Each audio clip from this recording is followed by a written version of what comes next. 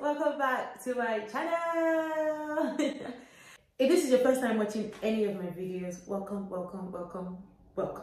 If this isn't your first time, you're also welcome, and today we will be getting to know me. So grab your popcorn, grab your snack of choice, and let's just, okay?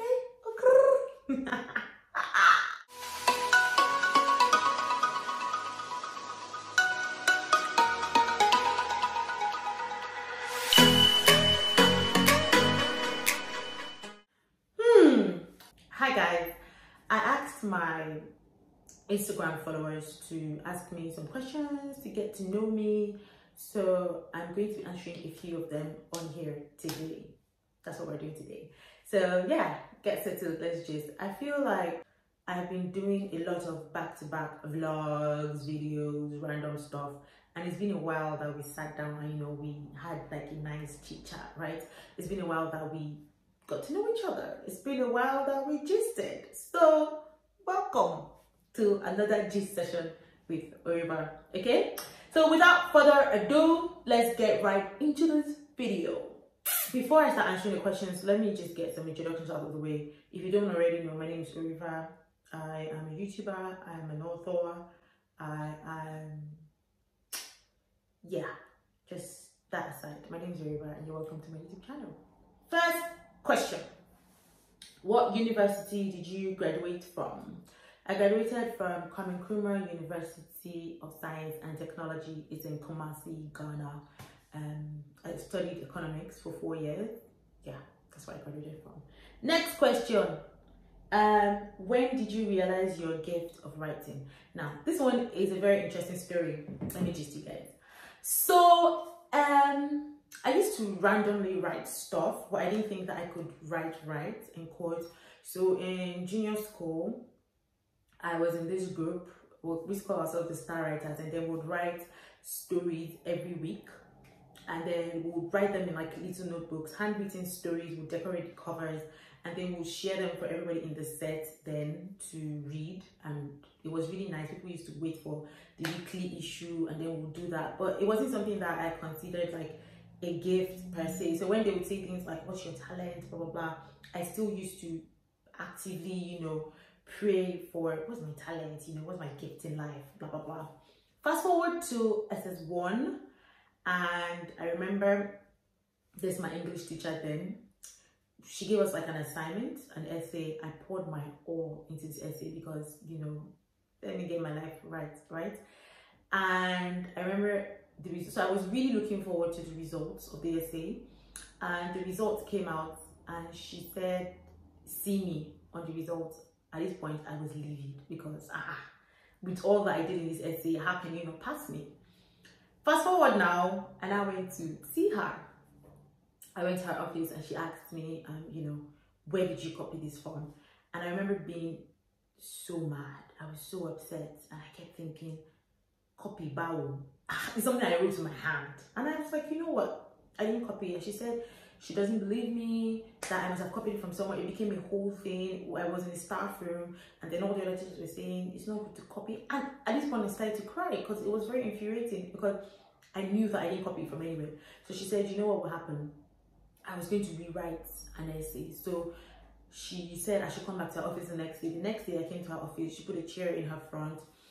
She gave me a book, a pen, a paper, like a piece of paper and like a pen, and she said, you're going to do an impromptu essay. And I'm like, okay. And then she goes, so she opened the book and she's like, okay, write about, I think, an accident you witnessed or something like that.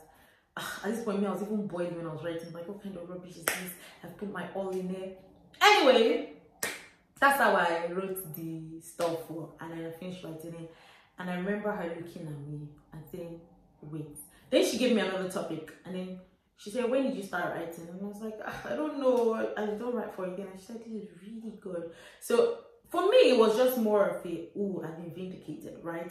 It was just more of a, I didn't copy this thing. Finally, you see that, I didn't copy this thing. But for her, it was a, wow, I've noticed your gift. And that was she was very instrumental to my realizing, like, when she was like, and then I remember her calling me back to my office and saying, this is really good. In the sense that she thought I had written it And then so she would call me to office on random days and make me write random things. And then she eventually submitted my name and we had to do an essay, and I eventually won the essay. And from there I just realized, oh no, it's like this thing is a gift. And so yeah, that was it. That is how I discovered my gift of writing. Next question. Were you ready to date when you met Jimmy? Now, if you guys don't know, Jimmy is my fiance, anyways, whatever pronunciation is. He's the person I'm engaged to be married to. And the answer is no. I don't think that I was ready to date. I was coming from a very shaky, dark place, and at the time when I met him, I had healed quite alright, but I was still I don't know, relationship was lasting on my mind, to be honest. I healed, I was better, but I just wasn't looking for anything serious. So when I met him, it was like, oh yay, good friend, amazing, we vibed, it was good, but I didn't think that I was necessarily ready to date. What changed, however, was over time in our friendship, I just realized, I don't know if I want to not have this person by my side. I don't know if that makes any sense. So aside from the catching feelings and all of that, I just felt like, bruh, yeah, I'm hooked.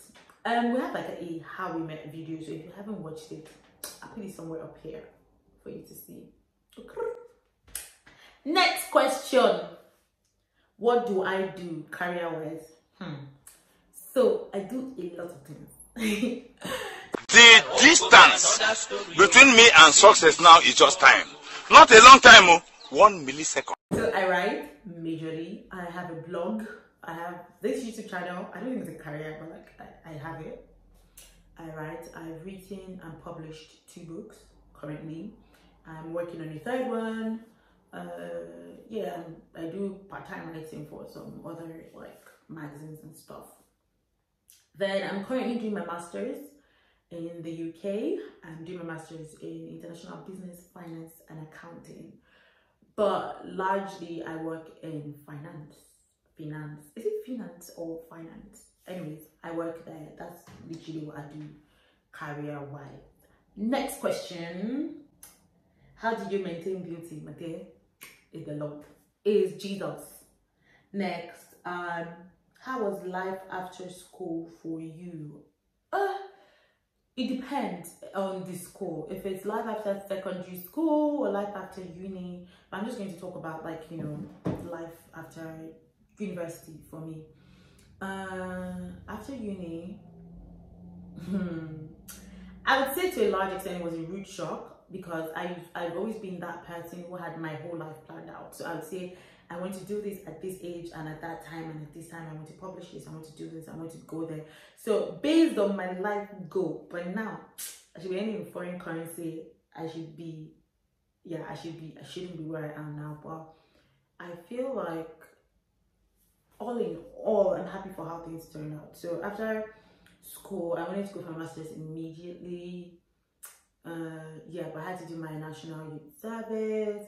So there was a lot of rude shock, understanding that a job does not come just because you graduated with a good degree. Yeah, understanding that, you know, the real world is tougher than I thought it was. So there was a lot of rude shocks, a lot of adjustments, a lot of So I worked for another 2 years after I graduated. So that one's FD. Next question. Did you have insecurities? If yes, how did you overcome them?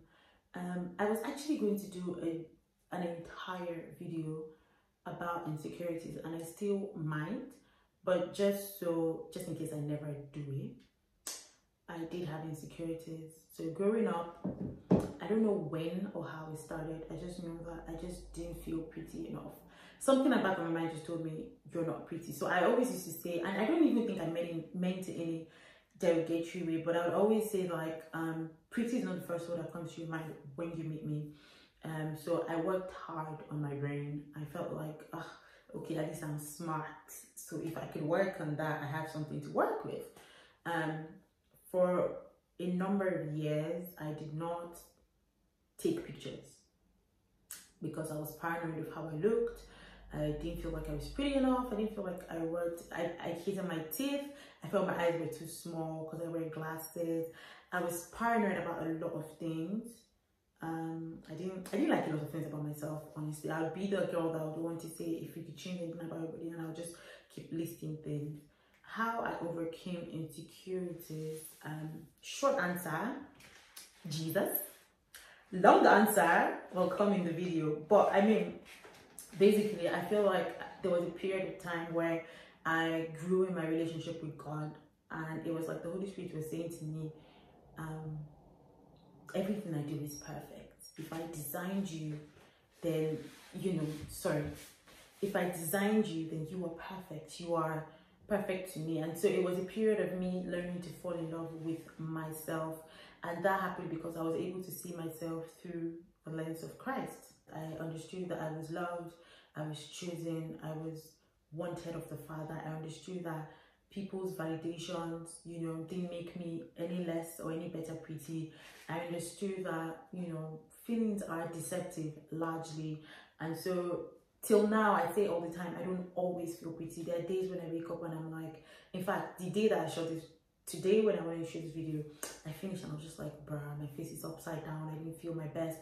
But I've come to learn now that it's not about how you feel. It's not about what you think you are. It's about who created you and how everything he does is perfect.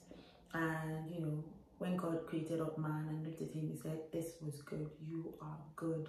So that's that about that. So that I keep it short and simple. Next question. How did you meet Christ? So I was born into a Christian family. My parents are pastors. So I kind of knew Jesus growing up. When I was growing up, I didn't watch Cartoon Network or any of that. I was watching TBN. My mom was very intentional about like what we consumed, what we believed or whatever. So I feel like, yeah, I always knew Jesus, but like how I knew him for myself was growing up. I had always been an inquisitive child. So I'd gone for a number of altar calls, but I just knew this wasn't it. And so there was this time in my room in secondary school. I think I was in JS2 or JS3, I don't remember now. But I remember being on my bed and saying, you know what? I want to meet you for real. Like I was reading, I can't remember the story in the Bible I was reading right now, but I was like, if you are all that they say you are, then you have to show me. Like you have to, I want to meet you. I want to experience you. And I remember that period, it wasn't like there was no big bang moment. There was just a situation where I just felt like I couldn't stop crying. I was crying and I was overwhelmed.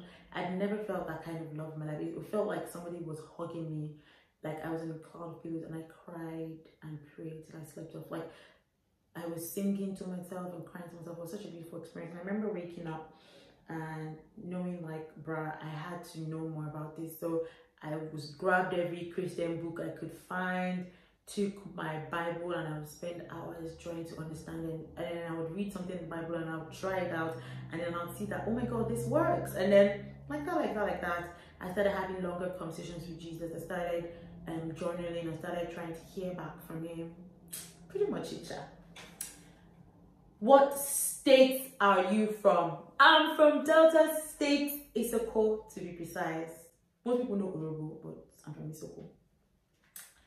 My full name is River Ogene Uderi, River Ogene. So the pronunciation of my name is O River, but I've had people call me the weirdest of things. Whenever, forever, Olivia. As far as it sounds like my name, shall I answer? What course did you study? I feel like I've answered this. I studied economics. Yeah. How old are you? I'm currently 24. Yeah, I turned 24 on the 20th of April this year. So, yeah, I'm 24, Abby. Yes, I'm 24. What is your take on intertribal marriage? I don't know. Currently, when I get married, it's going to be an intertribal marriage. I feel like the world is so large, so big, so huge, for you to limit yourself to a certain group of people, or a certain color, or a certain race, or a certain tribe. I feel like it's less about the tribe and it's more about the person. this person you're marrying, this person you're choosing, is it, you know, is that the person you want to be with? So is the person, I don't know how to put it. Do you have criteria? You have things you want, negotiables, non-negotiables. Does the person fit this? Do you care about the person? Are you interested in the person? Are you attracted to this person? Do you love the person? Do you share values? Is this person the kind of person you want to spend the rest of your life with? If the person meets all that criteria, honestly, tribe is secondary. My God, it is so secondary. How many times a day do you think about where you come from? What I would normally say is look at yourself, think of yourself. How, like, if all that you are is 100%, how many percent would you attribute to where you come from, right? So it's irrelevant. I feel like marry whoever, as far as, you know, it's the person that you want. Why not? Last question. What is your best food and your best thing to cook?